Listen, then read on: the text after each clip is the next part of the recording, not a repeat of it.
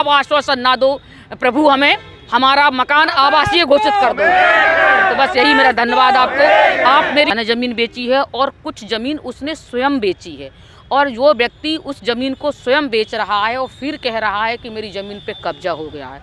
Actually वो सरकार को गुमराह कर रहा है, एनजीटी को भी गुमराह कर रहा है और जनप्रतिनिधियों को ही गुमराह कर रहा है। 5 साल से हम लोग अपने मोहल्ले में ही अपने तरह से मूवमेंट चला रहे थे, लेकिन आज ये स्थिति हुई है कि हम सारे लोग यहाँ बैठ के इस पार्क में बैठ के मूवमेंट निश्चित ही एक सीधा रास्ता ये है कि 2031 की जो महायोजना है इसको लागू करके इन मकानों को आवासीय कर दिया जाए। देखिए, मामला शुरुआत जब हुआ, इनके बाप दादाओं ने वहाँ ज़मीन बेची। उस समय ये बम्बई में रहते थे तो इनको उस ज़मीन का हिस्सा नहीं मिला। जब ये बम्बई से लौट कर आए तो इन्होंने पिताजी से कहा हमारी ज़मीन का, इनके पिताजी ने कहा सारी ज़मीन हम बेच चुके हैं। जब इनको ज़मीन नहीं मिली तो ये गए सिविल सूट दायर किया इन्होंने झांसी में। जब झांसी में इन्होंने सिविल सूट दायर किया तो आप सारी रजिस्ट्री बैलेट थी तो वहाँ पे इनको नहीं सुना गया। जब वहाँ पे इनसे कोई राहत इन्हें नहीं मिली, यहाँ से वसूली नहीं कर पाए, तो फिर ये मोहल्ले में घूमते थे और वहाँ जो लोग मकान बनाते थे उनसे कहते थे हमें 10,000 रुपये दो, नहीं तो हम तुम्हारी शिकायत कर आएंगे, तुम्हारा मकान रुकवा देंगे।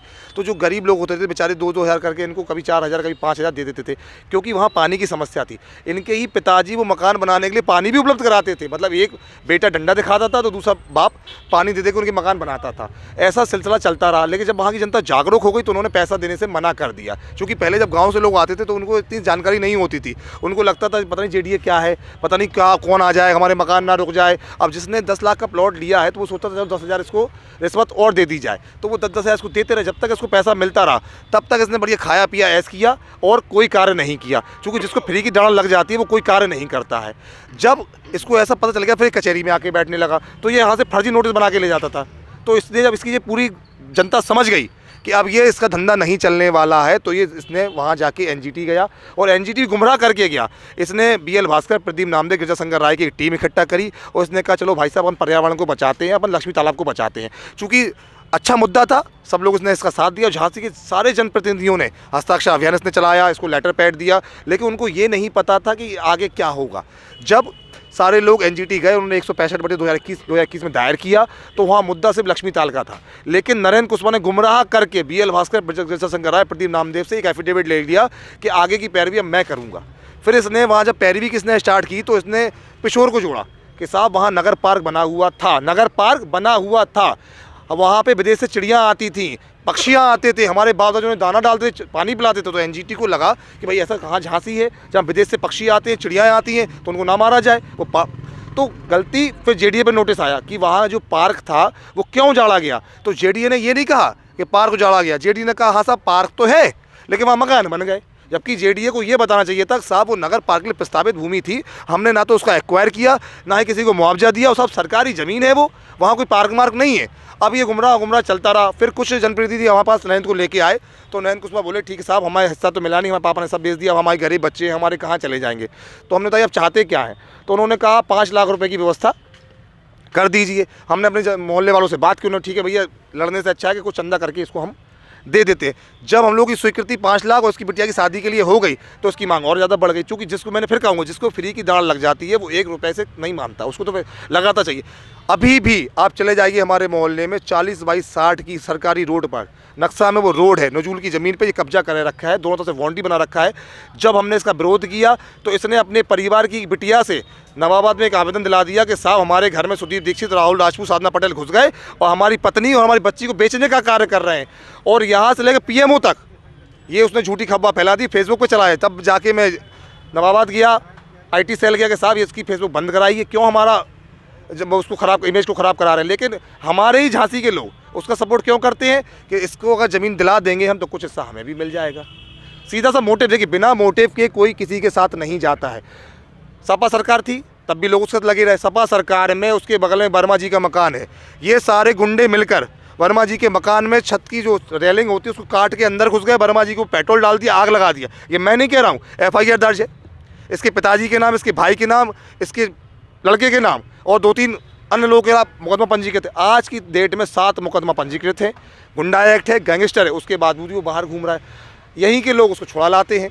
और जब वो हमारे ही जनप्रतिनिधियों से मिला भारतीय जनता पार्टी के, तो तथ्यों को नहीं बताया उसने। जब तथ्यों को नहीं बताया तो सबको लगा ये बहुत ही लाचार है, बहुत ही मजबूर है और इसका साथ देना चाहिए, तो लोगों ने इसके लिए लेटर लिख दिया। लेकिन वास्तविकता यही है, अब हम ब्लैकमेल पिछोरवासी, डडियापुरावासी, तालपुरावासी ब्लैकमेल नहीं होंगे। जिस हद तक हमें जाना पड़ेगा हम उस हद तक जाएंगे। अभी हमारी डीएम महोदय से बात हुई थी, उन्होंने सिटी मजिस्ट्रेट साहब को हमारे यहाँ भेजा था ज्ञापन लेने के लिए, तो हमने उनसे भी स्पष्ट कह दिया है कि 7 दिन तक तो ये अभी खाना खा के अनशन चल रहा है, 7 दिन तक अगर हमारी कोई सुनवाई नहीं हुई तो 7 दिन बाद ये भूख हड़ताल में परिवर्तित हो जाएगा। उसके बाद भी अगर सुनवाई नहीं हुई तो हमें जिस हद तक जाना पड़ेगा हम उस हद तक जाने को तैयार हैं। लेकिन अब हम नरेंद्र कुशवाहा द्वारा ब्लैकमेल नहीं होंगे। आप अभी भी फेसबुक उठा के देख लीजिए, कुछ लोग हमसे कह रहे हैं वो राजीनामा करने को तैयार है। पहले उसने आज से 7 दिन पहले लिखा कि सुदीप दीक्षित, राहुल राजपूत, मैं तैयार हूँ, आप लोग जनप्रतिनिधि के पास जाइए, हम तैयार हैं। जैसे 2 दिन बदले उसे लगा पैसा आएगा, जैसे ही हम लोगों ने उससे बात नहीं करी 2 दिन बाद लिखता है कि सुदीप दीक्षित, राहुल राजपूत एनजीटी में मकान गिराने की कार्रवाई कर रहे हैं। ये जनता पढ़ी लिखी है, मूर्ख नहीं है। वादी कौन है ये सबको पता है। आप तो मैं तो पूरी झांसी जनता से अपील करता हूँ, फेसबुक खोलें और नरेंद्र कुशवाहा सर्च करें।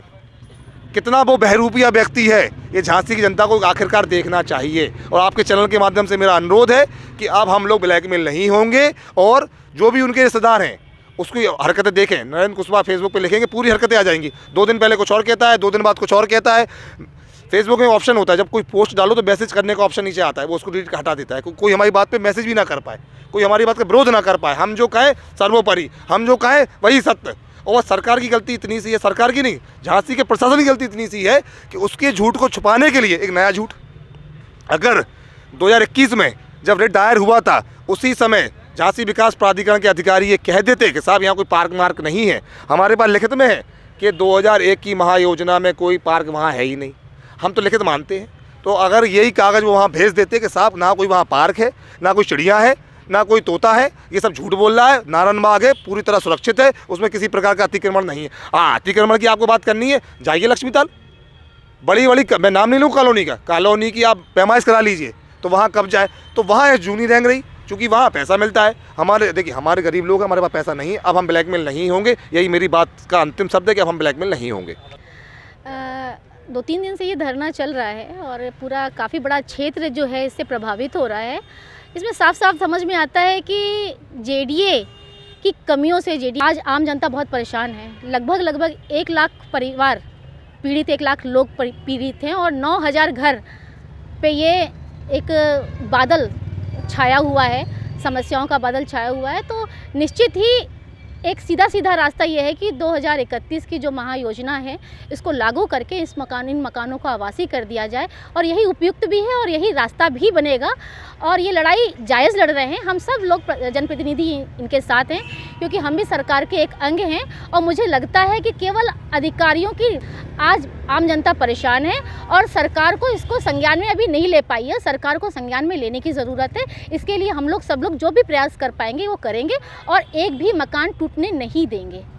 अवस्थी जी, हम लोगों के ऊपर बहुत बुरे हालात हैं। हम लोगों के करीब 5 साल से हम लोग अपने घर को बचाने का जद्दोजहद कर रहे हैं और कई तरह के हम लोगों ने मूवमेंट किए हैं, कई तरह की मध्यस्थ में वार्ता हुई है। लेकिन जो नरेंद्र कुशवाहा नाम का व्यक्ति है वो हम लोगों से फिरौती मांगता है और घरों पे कब्जा करने की वो करता है। जब कोई मकान का कंस्ट्रक्शन होता है तो किसी से 5000, 10,000, 20,000 जैसा व्यक्ति उसके दबाव में आ जाता है वैसा वो हरकत करता है। और ये ज़मीन जो है पिछोर की वो उसके पैतृक ज़मीन है जो उसके दादा ने बेची है, फिर उसके बाप चाचा ने ज़मीन बेची है और कुछ ज़मीन उसने स्वयं बेची है। और वो व्यक्ति उस ज़मीन को स्वयं बेच रहा है और फिर कह रहा है कि मेरी ज़मीन पे कब्जा हो गया है। एक्चुअली वो सरकार को गुमराह कर रहा है, एनजीटी को भी गुमराह कर रहा है और जनप्रतिनिधियों को ही गुमराह कर रहा है। 5 साल से हम लोग अपने मोहल्ले में ही अपने तरह से मूवमेंट चला रहे थे, लेकिन आज ये स्थिति हुई है कि हम सारे लोग यहाँ बैठ के इस पार्क में बैठ के ये मूवमेंट 3 दिन से दिन रात का मूवमेंट चला रहे हैं। और ये मूवमेंट जब तक कोई सक्षम फोरम यहाँ नहीं आके ये आश्वासन नहीं देता है कि यहाँ के जो मकानों को आवासीय घोषित कर दिया जाएगा और हमें उस बात पे आश्वासन हो जाएगा, तभी हम लोग यहाँ से उठेंगे। अन्यथा की सूरत में हमारे यहाँ उठने की कोई सूरत नहीं है, क्योंकि जब जेडीए कोई नोटिस देता है तो हमारे मोहल्ले में 2-4 व्यक्ति मर जाते हैं सर, घबरा के मर जाते हैं। गरीब आदमी है, किसान आदमी है, फल वाला आदमी है, ठेले वाला आदमी है, जो गांव से अपनी 1-2 बीघे ज़मीन बेच के शहर में मकान लेता है और उसने राजस्व दिया है, बाकायदा पेपर को देखा है और बैनामा कराया, हाउस टैक्स भी दे रहा है, बिजली का बिल भी दे रहा है, पानी का बिल भी दे रहा है, वो सारी तरह से लीगल है। और सिर्फ नरेंद्र कुशवाहा के सिर्फ ट्विटर पर या कहीं जाके फर्जी याचिका दाखिल करने से, फर्जी एफिडेविट देने से ये मामला फिर से और दोबारा ये हाईलाइट हो जा रहा है। इसलिए हमारा सभी सत्ताधारी नेताओं से और अधिकारियों से मेरा ये विनम्र निवेदन है कि हम लोग इस कड़ाके की सर्दी में राहुल राजपूत, सुदीप महाराज, अमित और तमाम मैम हमारी आई हुई हैं, ये दीपमाला कुशवाहा जी ये भी हमको समर्थन देने आई हैं। इसके पहले भानु सहाय शर्मा जी भी आए थे, भानु सहाय जी आए थे, उन्होंने भी अपनी बात को रखा है। लेकिन बात रखा है, अभी रख रहे हैं बात, लेकिन उसको क्रियान्वयन होना आवश्यक है। बस आवासीय घोषित हो जाए और तब मेरे मोहल्ले वालों का या पूरे झांसी वालों का तब मामला सॉल्व होगा। इसके पहले आश्वासन तो कई बार लोग दे गए हैं, 5 साल से हम लोग आश्वासन ही तो बैठे हैं। अब आश्वासन ना दो प्रभु, हमें हमारा मकान आवासीय घोषित कर दो। तो बस यही मेरा धन्यवाद आपको। आप मेरी बात को बार बार उठाते हैं, निःशुल्क हमारे साथ खड़े रहते हैं, इसके लिए धन्यवाद आपको।